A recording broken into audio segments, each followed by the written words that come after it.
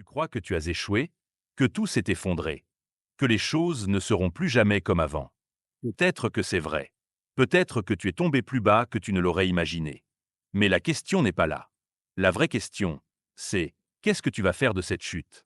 Le stoïcisme m'a appris une vérité brutale, mais libératrice. Ce n'est pas ce qui t'arrive qui te définit. C'est la manière dont tu réagis. L'échec, ce n'est pas la fin. C'est une transition. Une invitation. Une opportunité cachée sous les ruines. Marc Aurèle disait « Ce qui empêche l'action devient l'action ».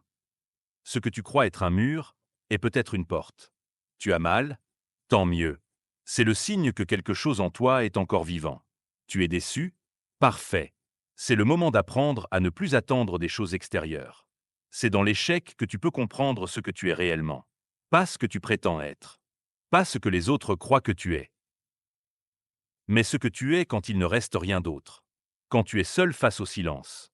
Face à tes propres pensées. C'est là que commence la vraie force. Et tu sais ce qu'il y a de beau dans ça? C'est que cette force ne dépend de personne d'autre que toi. Tu n'as pas besoin d'un miracle. Tu n'as pas besoin de chance. Tu as besoin de discipline, de lucidité, d'humilité. Sénèque disait « Ce n'est pas parce que les choses sont difficiles que nous n'osons pas, c'est parce que nous n'osons pas qu'elles sont difficiles. » Tu vois, la plupart des gens abandonnent avant même d'avoir commencé à lutter.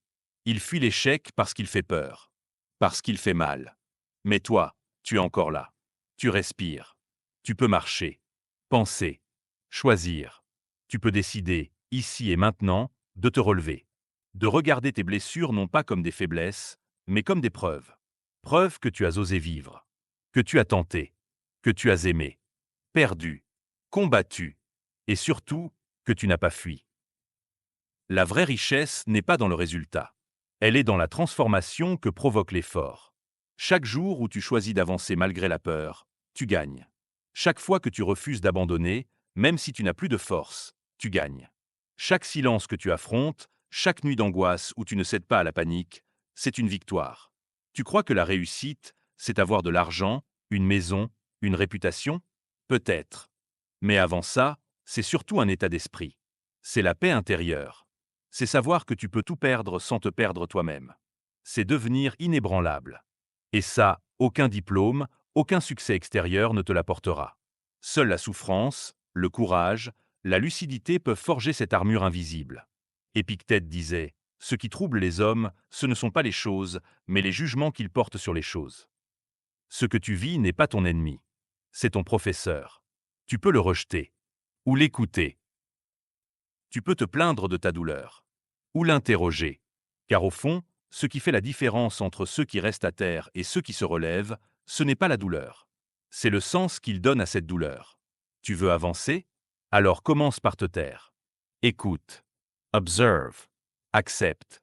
Pas pour te soumettre, mais pour comprendre. Pour te reconnecter à ce qui compte vraiment. Tu n'as pas besoin de plaire. Tu n'as pas besoin de prouver. Tu as besoin de te reconstruire, de te redéfinir. Lentement, solidairement, authentiquement. La chute n'est pas la fin, c'est l'épure. C'est le feu qui brûle ce qui est faux pour ne laisser que l'essentiel. Et l'essentiel, c'est toi. Pas l'image que tu veux donner. Pas l'ancien toi que tu regrettes. Mais le toi qui naît de la douleur. Le toi que rien ni personne ne peut voler. Alors relève-toi. Même si tu trembles. Même si tu doutes.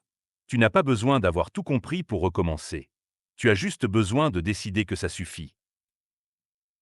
Que tu n'es plus une victime. Que tu n'attendras plus que la vie soit clémente. Que tu vas construire, pas à pas, ton propre équilibre. Ton propre sens. Ta propre grandeur. Pensée interdite. Là où tu souffres, tu grandis.